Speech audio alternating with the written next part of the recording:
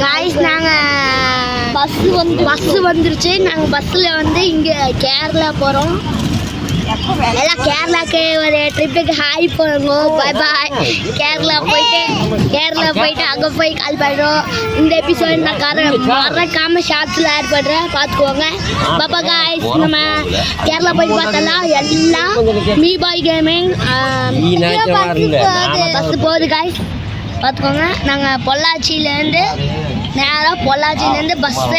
Bus இப்போ தான் எடுக்குது. அது ஸ்டார்டிங்கில் வீடியோ போடுறேன், அதுக்கு என்ன கோவப்பட்டுக்காதீங்க.